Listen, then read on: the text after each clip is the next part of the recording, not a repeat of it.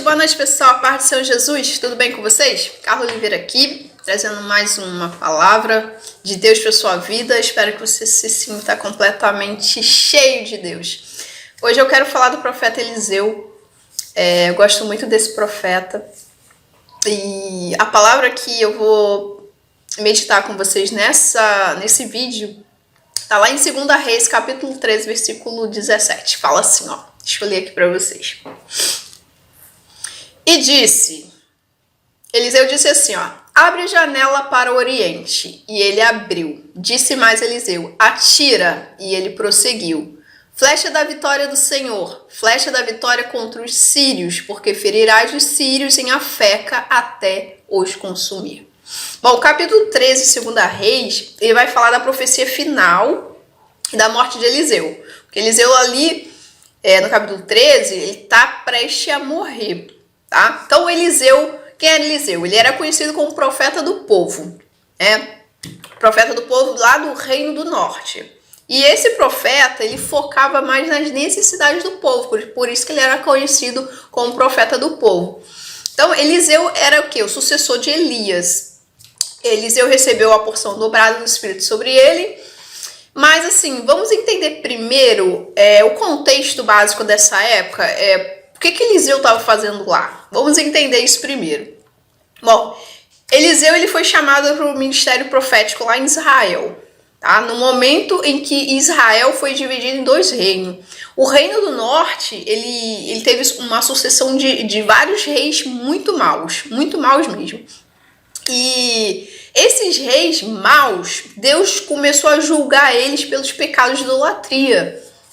Então, Deus estava insatisfeito com esse povo. E a função de Eliseu ali era resgatar o respeito a Deus e levar sua mensagem por meio de alguns milagres, né, que Eliseu fez com aquele povo. Então, de fato, Deus dá a porção dobrada para Eliseu, porque a Bíblia mesmo relata 7 milagres de Elias e 14 milagres de Eliseu.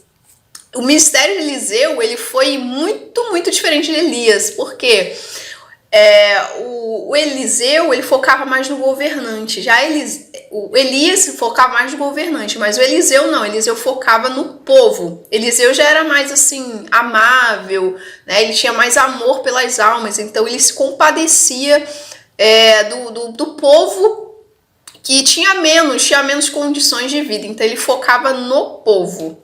Eliseu, o Elias já focava nos governantes. Então, entendendo isso, vamos entender o que o profeta Eliseu quis dizer no verso 17, que ele fala assim, a flecha do livramento do Senhor é a flecha do livramento contra os sírios. Bom, nesse contexto você vê o rei Jeoás e o profeta Eliseu, só que o profeta Eliseu já está velho, já está doente e cego. Então Jeoás, quem era Jeoás? Era o rei atual de Israel, né? Rei do norte. Mas Jeoás era neto de rei, filho de rei e agora ele era o rei de Israel, da parte do norte. Então, Jeoás era um especialista em arco e flecha, ele era especialista. Porém, mesmo sendo especialista, ele procurou Eliseu como profeta, né, para pedir uma direção, uma bênção, pedir algo... uma bênção, né, para Eliseu. Só que Eliseu ele não dá a bênção pro rei, ele dá uma direção. Então o fato de Jeoás ir até o profeta Eliseu, ele está honrando o profeta, porque ele entende a importância da cobertura espiritual sobre a vida dele. Então ele foi pedir uma bênção, uma direção, alguma coisa. Então ele entende que acima de Eliseu existia uma autoridade espiritual, a de Deus. Então ele estava debaixo de uma autoridade. Então o rei queria estar debaixo de uma autoridade, por isso que ele foi procurá-lo. Então Jeoás ele obteve a direção de Eliseu de como vencer os sírios. E lá no verso 16 fala assim, toma um arco e flecha. Eliseu pôs as mãos nas mãos do rei e disse assim, atira, flecha da vitória do Senhor, flecha da vitória contra os sírios, porque ferirás os sírios até os consumir. Preste atenção nisso. Ferirás os sírios até os consumir. Você percebe que no verso 18, se você continuar lendo abaixo, você vê que Jeoás ele atira 1, 2, 3 vezes e para. Nesse momento, o profeta Eliseu ele fica indignado com o rei, porque ele poderia atirar até esvaziar o alforje dele. Né? Na Bíblia relata 5 ou 6 vezes. Ele fala, pô, você poderia ter atirado 5 ou 6 vezes, você atirou só 3. Por causa disso, você ferirá os sírios apenas 3 vezes. Então, percebe que a flecha do livramento está ligada a quanto eu me submeto à orientação da minha autoridade espiritual. Então, gente, é preciso você honrar a autoridade espiritual. É preciso você obedecer. Jeoás, nesse ponto, ele acabou desobedecendo a autoridade espiritual de Eliseu sobre a vida dele. Ele podendo atirar mais, ele atirou apenas 3 vezes. Então, assim, é preciso você honrar a sua autoridade espiritual, seja com palavras, seja com atitude, aceitar a direção dele, a correção, porque ele, de fato, é uma autoridade espiritual sobre a nossa vida. E deixa eu te falar, o arco, ele vai representar a igreja. A flecha vai representar eu e você. E a mão do profeta do profeta representa a mão de Deus sobre nós.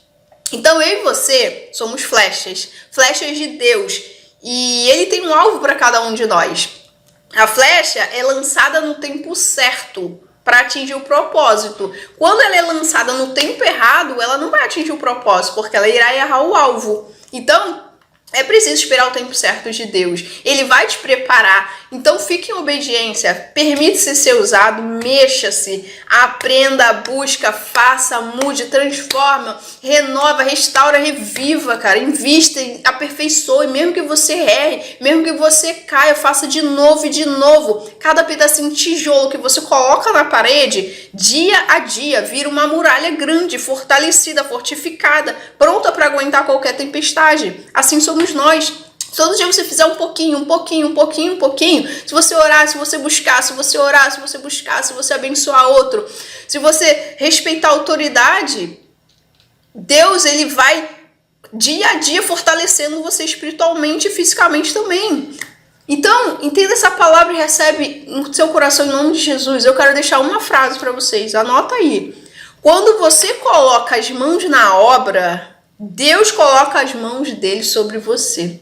Então recebe essa palavra em nome de Jesus. Fique na paz do Senhor. Deus te abençoe.